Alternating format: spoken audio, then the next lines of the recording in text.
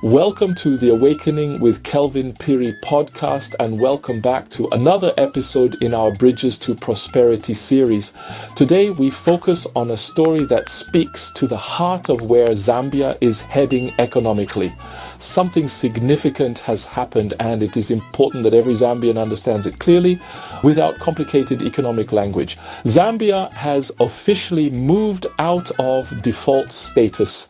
This is according to the latest update from S&P Global Ratings, and it has been confirmed by the Ministry of Finance and National Planning in their press release dated 23rd November 2025, which I have reviewed thoroughly. Before we go into the details, let me make it clear, everything discussed in this episode is drawn directly from that official Ministry of Finance statement and the latest S&P Global Ratings update. My goal today is simple: to explain what this development means in very easy terms, how it affects the country, how it affects us as citizens and people in the diaspora, and what it might mean for Zambia's long-term economic future. Disclaimer before we begin: please note that this podcast is for educational and informational purposes only. It is not financial advice, and it is not political messaging. It is simply an effort to help every listener understand what is happening in our economy using public information. What exactly happened? To understand the importance of this moment, let us start with what it means to be in default. When Zambia went into default, it meant the country could not pay back some of its loans as originally agreed. Think of it like an individual missing payments on their loan. Immediately your credit score drops. Banks stop trusting you. You cannot borrow easily, and the loans you do get become very expensive. Now imagine this happening not to one person, but to an entire nation. That was Zambia's situation. S&P Global Ratings, one of the biggest and most influential rating agencies in the world, had moved Zambia into a rating known as SD, which stands for selective default. This is basically a warning to the world that the country is struggling financially. But now S&P has upgraded Zambia's rating to CCCC Plus with a stable outlook. In simple language, they are saying Zambia is no longer in default. Zambia is getting back on track. Zambia is moving in the right direction. This does not mean all problems are solved overnight, but it means the darkest part of the storm may be behind us. Why this is important? When a country is in default, the whole economy feels the impact. Investors panic. Businesses become uncertain. The cost of doing business increases, and the currency becomes unstable because people lose confidence in the future. But when the rating improves, even by a small amount, something powerful begins to change. Confidence slowly returns. Investors begin to look at Zambia differently. Lenders begin to see Zambia as a country moving towards stability. And the economy starts breathing again. It is like a patient who has been very sick. Coming out of default is like hearing the doctor say, "You are not out of danger yet, but your condition is improving." It gives hope. And in economics, hope combined with stability is one of the most powerful forces for recovery.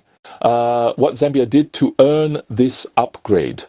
Let's look at why S&P made this decision. Firstly, Zambia made major progress on its debt restructuring. Out of the $13.3 billion debt that needed to be reorganized, about 94% has already been agreed with creditors. This is a massive achievement because restructuring debt is not easy. It involves long discussions, difficult compromises, and a lot of discipline. Secondly, the Ministry of Finance has continued working on strengthening fiscal fiscal discipline. This means the government is controlling spending more carefully, reducing waste and avoiding unnecessary borrowing. Rating agencies like S&P look closely at how a country manages its money, and Zambia's recent behavior shows improvement. Thirdly, the economy itself is showing positive signs. The mining sector in particular has performed better. According to S&P's update, copper production increased by 17.8% in the first half of 2025. Copper plays a huge role in our economy. It influences government revenue, foreign exchange inflows, and investor confidence. Fourthly, Zambia's foreign reserves have grown to around $5.2 billion. Foreign reserves act as the country's emergency savings. When they increase, it strengthens the currency, improves investor confidence, and protects the economy from external shocks. All these factors combined created a picture of a country that is slowly but surely rebuilding its financial reputation. What this means for ordinary Zambians. Now let us bring this home.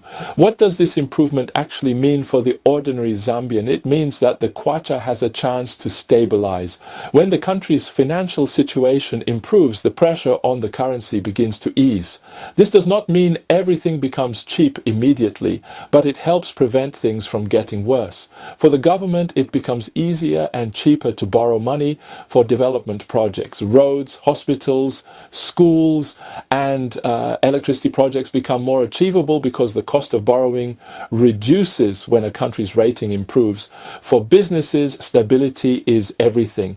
When a country is in default, businesses hesitate. Investors wait. Banks tighten lending. But when the rating improves, confidence returns. Companies begin to plan. Investment increases and job creation becomes more possible. For those in the diaspora, this upgrade sends a strong message. Zambia is becoming more stable for long-term investment. Many Zambians abroad want to invest back home but fear instability.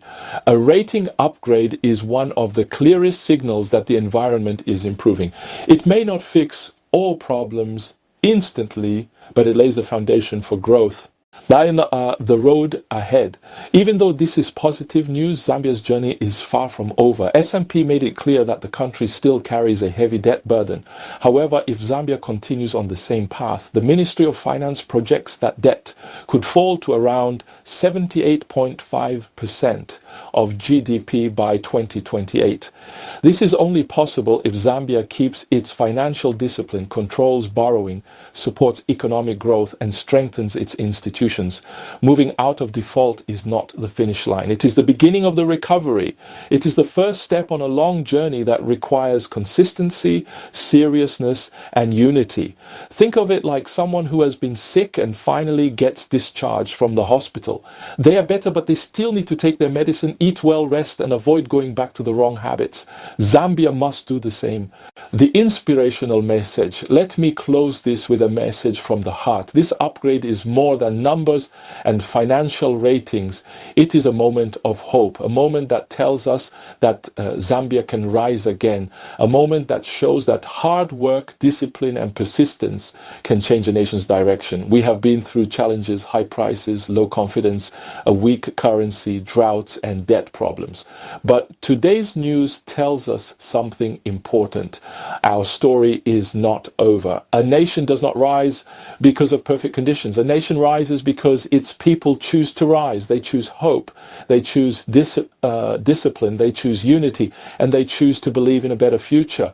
Zambia is at the beginning of its recovery. This is the time for all of us to contribute, whether through business, ideas, innovation, accountability, or simply by believing in the potential of our country. Zambia can rise again, and Zambia will rise again if we stay the course.